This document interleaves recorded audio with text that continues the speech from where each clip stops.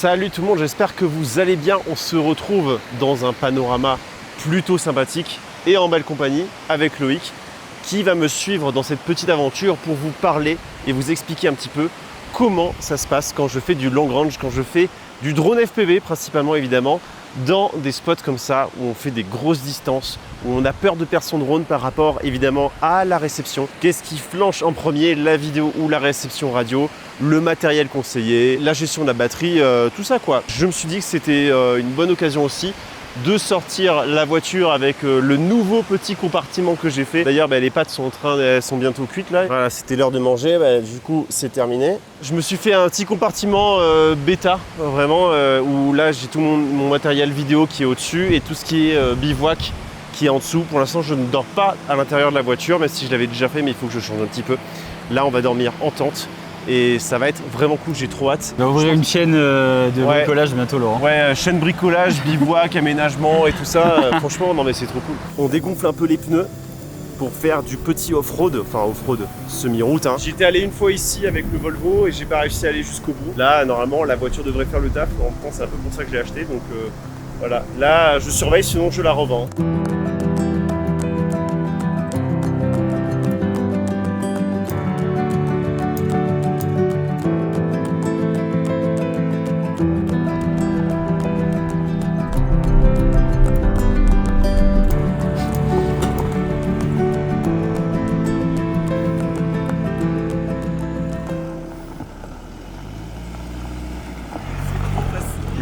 Quoi trop.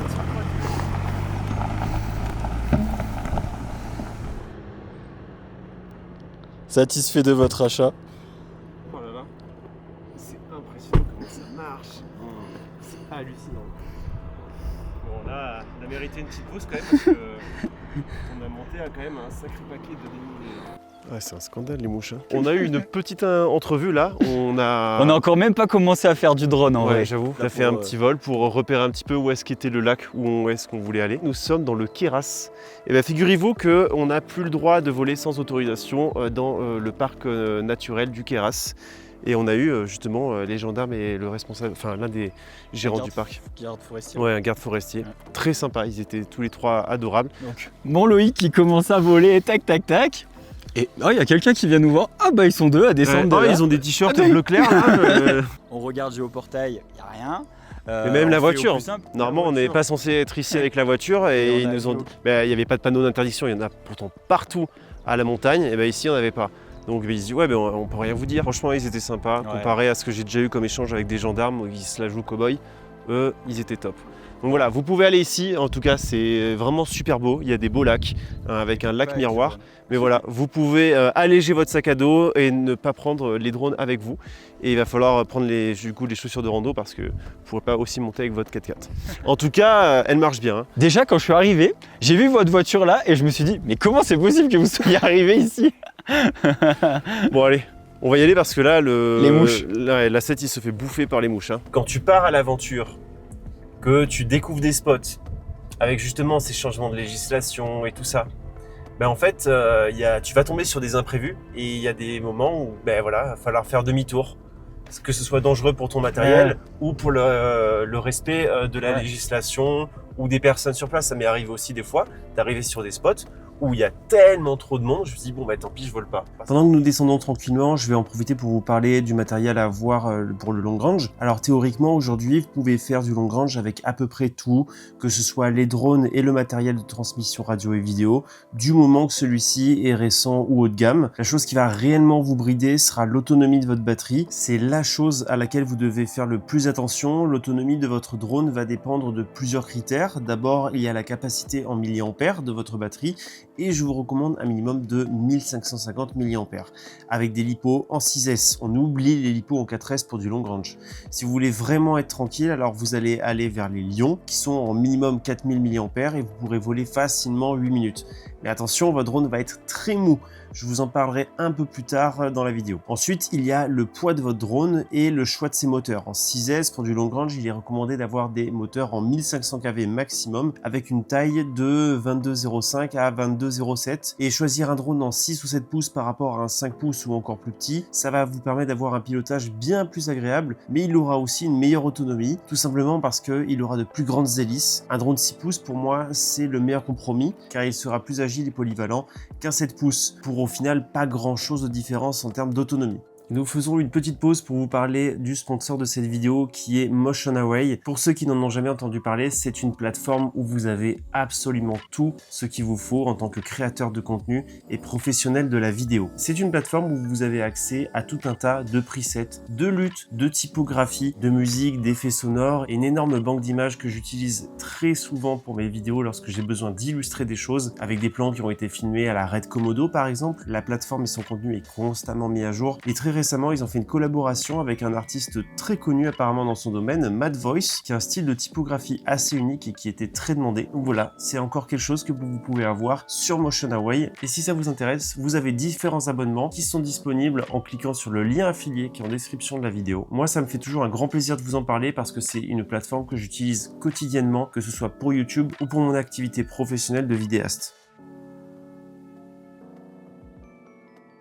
Et nous voilà sur le premier spot pour le drone FPV et le long range parce qu'on a eu quand même pas mal de péripéties pour le coup. Là, on est sur le point de faire décoller les Mavic. Le but, c'est d'aller tout là-haut. Vraiment très simple.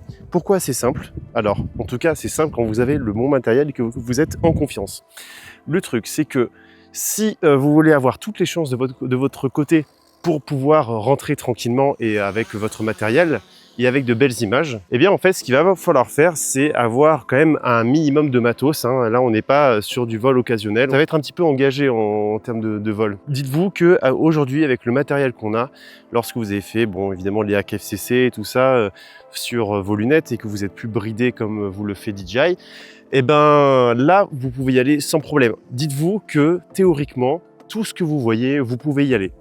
On va dire que si j'avais une batterie infinie, eh bien, la montagne qu'il y a derrière moi là, eh bien, je pourrais y aller sans aucun problème, je ne perdrai pas la réception. Alors peut-être un petit peu parce qu'il y a un peu d'humilité, c'est pour imager quoi, c'est pour vous dire que lorsque je dis que je vais là-haut, il n'y a aucun problème. On est dans un espace qui est vraiment idéal parce qu'on est en bord de falaise, il n'y a aucune obstruction entre nous et notre ligne FPV.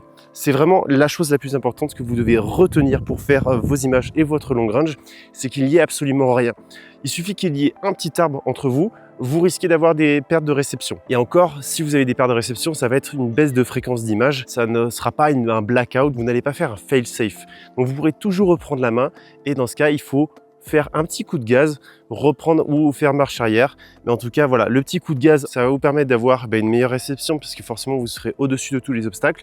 C'est le meilleur réflexe. Lorsque vous êtes dans ces parfaites conditions, à quoi il faut faire attention? Déjà, que vous soyez bien tout seul, que vous ne survolez pas des chemins de randonnée et tout ça. Là, vraiment, on est tranquille. Ce qu'on va faire, c'est qu'on va d'abord faire une lipo de reconnaissance pour voir si tout va bien, si on n'a aucune perte de fréquence. Donc là, ce que je vais faire, c'est que je vais faire une petite ligne où je vais raser un petit peu tous les arbres. Je vais aller tout en haut du pic et évidemment, il faut faire attention à bien dive du bon côté. Donc si vous avez un GPS et vous avez la petite flèche ou un avatar, ça va vous permettre de savoir très facilement où est-ce que vous avez décollé. Sinon, en fait, ce que vous faites, c'est que vous décollez et vous vous retournez un petit peu de temps en temps pour voir où est-ce que vous êtes positionné. Et en fait, le mieux, c'est d'être dans des endroits qui sont bien aérés, où vous avez un bon repère. Là, on est dans un endroit où il y a très peu d'arbres, alors que tout autour de nous, il y a des arbres. Et en plus, on est en bord de falaise, donc c'est encore plus facile. De toute façon, vous le verrez à la caméra, qu'on nous repère quand même assez facilement. Pour le décollage et l'atterrissage, si vous êtes débutant, essayez de trouver des endroits comme ça, avec un chemin, avec pas beaucoup de choses. Si vous n'êtes pas à l'aise pour l'atterrissage, eh bien vous pouvez toujours atterrir dans un buisson. Et bien évidemment, ayez un bon spotter avec vous qui puisse vous dire s'il entend votre drone, si vous ne vous trompez pas de direction. Puis voilà, moi je vais faire un petit vol de Mavic parce que là il y a le soleil qui est en train de se barrer.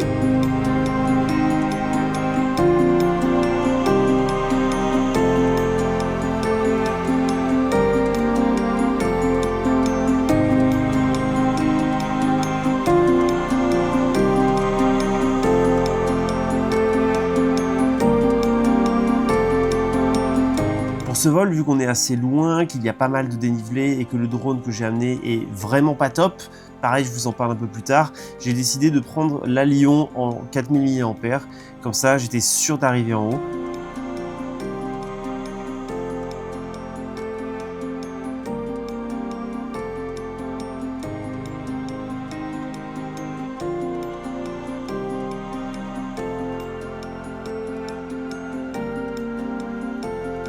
Et comme je l'ai dit, aucun problème de réception, il faut faire attention juste au manque de couple de la Lion et dès qu'on fait demi-tour, on aperçoit tout de suite notre point de décollage. Alors tant qu'on l'a dans notre champ de vision, il n'y a aucun risque de perdre la réception.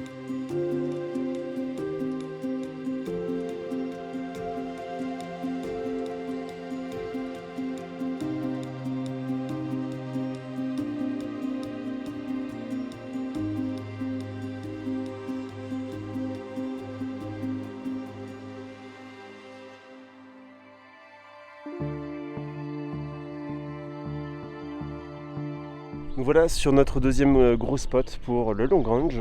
Nous sommes sur, je crois c'est le cirque du Morgeon. En tout cas nous avons le pic du Morgeon, du Morgon, je sais plus honnêtement, qui est juste là-bas. Et là ce qui est génial ici c'est qu'on va pouvoir faire toute la crête. Tout du long. Là le placement il est primordial parce qu'il faut absolument voir tout ça. En soi, on pourrait démarrer d'ici. Sauf que ici, on est sur un chemin de randonnée avec les randonneurs qui sont là et tout. On n'a pas envie de déranger et on n'a pas envie de se faire déranger aussi. Et en fait, ce qu'on s'est dit, c'est qu'on allait se mettre juste en haut, à peu près là, en haut. Comme ça, au moins, on peut voir aussi un petit peu derrière et on aura toute la vue et on ne sera pas dérangé parce qu'on sera hors sentier. En tout cas, c'est vraiment très joli. Cet endroit-là, je valide pour quoi que ce soit. Évidemment, on va faire une petite batterie Mavic pour la reconnaissance. Là-haut, ça a l'air de refaire aussi un creux derrière. Là. Bah, c'est ça en fait, le truc traite, c'est que c'est très vallonné et t'as plein de petits creux, on va perdre un petit peu la réception si on va derrière. C'est pour ça qu'il vaut mieux être en haut. Nous voilà sur le spot, Loïc est déjà en train de faire sa première lipo de reconnaissance. Ça a l'air de plutôt bien se passer. Très sympa, la lumière n'est pas au rendez-vous, on est à midi pile, donc forcément en termes d'ombre, là c'est pas terrible. Mais bon, c'est pas très grave, le spot est quand même bien sympathique. Et là, on est un peu au milieu de tout. On va pas forcément aller trop de ce côté-là. L'objectif principal, c'était vraiment d'avoir toutes les falaises jusqu'au bout. Donc je pense qu'on se mettra sur la petite butte qui est juste là pour tout avoir quand on va faire de la Lion. Pour l'instant, on va juste aller en face, comme ça pour voir un petit peu si tout va bien. Et surtout s'amuser parce que là, il y a des petites failles qui ont l'air sympathiques. Donc on va faire la petite lipo de reconnaissance. Et on va voir comment ça se passe. Toi d'ailleurs, ça se passe comment? Ouais, c'est bien, après faut juste faire gaffe, il y a un plateau un peu plus haut là. Tu peux tout redescendre. Ouais, c'est ça. On peut redescendre bien à droite mais pas à gauche quoi. De toute façon, on le voit, il y a la petite butte. Là où il y a la petite butte, si on va trop en dessous, là c'est sûr qu'on va perdre la réception.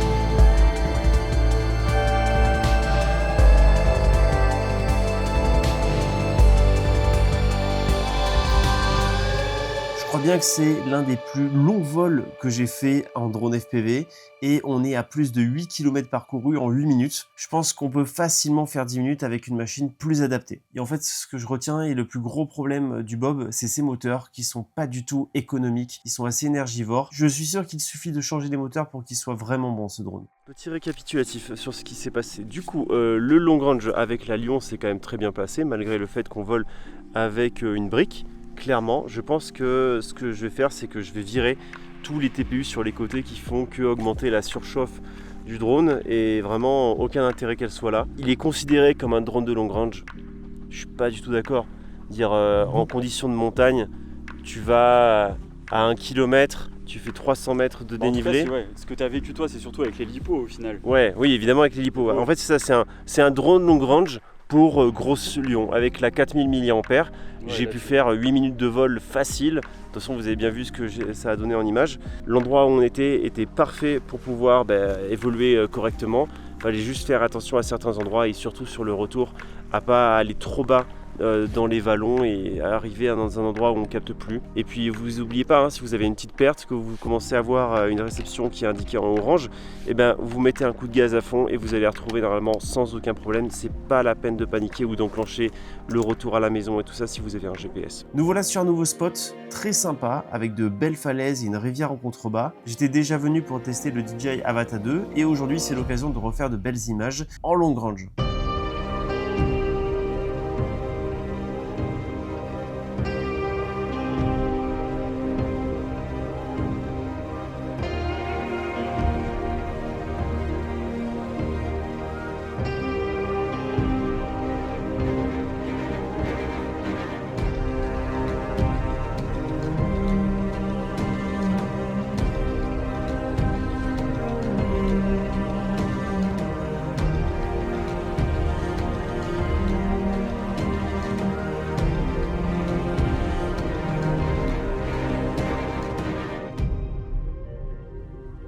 Mais écoutez, je viens de terminer le petit vol long range avec le Nazgul et la Lion. Mais en fait, ça vole mieux que le Bob en long range. Je trouve que c'est bien plus agréable à piloter. Il a plus d'autonomie au final parce qu'il est plus léger. Il y a les mêmes performances. Il tombe un peu moins rapidement que le Bob. C'est la seule chose qu'on pourrait lui donner. Franchement, je vous le déconseille clairement, surtout qu'il est ultra cher. Bravo encore au petit Nazgul qui remporte encore une fois des points. J'étais très étonné qu'il puisse être aussi efficace en long range et en plus avec une Lion. C'est fou quand même la polyvalence qu'il peut avoir. Ce serait quand même bien qu'ils arrivent à en faire un en 6 pouces avec des moteurs un peu plus style long range en fait. Concernant le long range et le spot qu'on a ici, vous avez vu que c'est vraiment bien parce qu'on est pile en face. La seule chose où il va falloir faire extrêmement attention, ne pas aller derrière des falaises parce que comme vous pouvez le voir, il y a beaucoup de niveaux et c'est là qu'on fait des crashs et qu'on perd la réception. Autre chose aussi qui est important, c'est vraiment de visualiser l'endroit où vous décollez. Nous, l'avantage qu'on a, c'est que notre point de décollage, il est juste en dessous d'un endroit, d'un gros carré où il y a un trou, où il n'y a pas de forêt. Donc c'est super facile. Donc là, quand on voit le spot, alors évidemment, quand je vous montre, il n'y a pas de soleil. Moi, j'ai eu du soleil tout à l'heure, heureusement. Mais en fait, ici, ce qui est bien, c'est que vous voyez, à vue, on a toute la rivière ici. Donc on remonte la rivière, on peut monter là, on peut aller faire tout ça. Mais le truc, c'est que vous avez vu qu'il y a énormément de niveaux. Donc là, il y a sûrement un plateau. Et si je vais de l'autre côté, je vais tout perdre. Pareil ici. Ici, on a un canyon. Évidemment, si vous vous amusez à aller dans le canyon, vous allez perdre la réception. Donc voilà, le plus simple vraiment, c'est d'aller tout là-haut et à votre spotter, si vous n'êtes pas sûr, vous dites est-ce que tu vois ci, est-ce que tu vois ça, il va pouvoir vous dire si vous perdez la réception ou pas. En tout cas, une fois dans les airs, quand on arrive en haut de ça, en fait il y a un énorme plateau où il y a encore des arbres, ça on ne voit pas, du coup on n'a surtout pas intérêt à y aller. Donc une fois qu'on est tout là-haut, si on dive et qu'on arrive au niveau des arbres, forcément on va perdre la réception. Donc malheureusement on est obligé de prendre un petit peu de hauteur et de revenir. On pourra dive cette portion là et cette portion ici aussi. Alors moi le drone il a fait une dinguerie, je sais pas comment ça se fait qu'il a fait ça, mais bon c'est le Nazgul avec ses paramètres, ma foi. Vous pouvez vous amuser à aller ici, mais le problème c'est que vous pourrez pas trop vous approcher du bas des falaises, donc bon c'est un très beau spot mais quand même assez technique. Et vous ne pourrez pas frôler n'importe quelle falaise, vous devrez vous limiter à celles qui sont juste ici et les grosses qu'il y a là-bas. Mais en tout cas moi quand je vois ça, direct je fais bon je vais remonter la rivière, je vais arriver ici, je vais monter là, je vais faire mon dive, je vais récupérer les demoiselles coiffées qui sont ici. Ou sinon ce qu'on peut faire c'est qu'on peut commencer à survoler les demoiselles coiffées. Et en fait après on dessine comme ça et on essaye de trouver des lignes qui se diversifient le plus possible.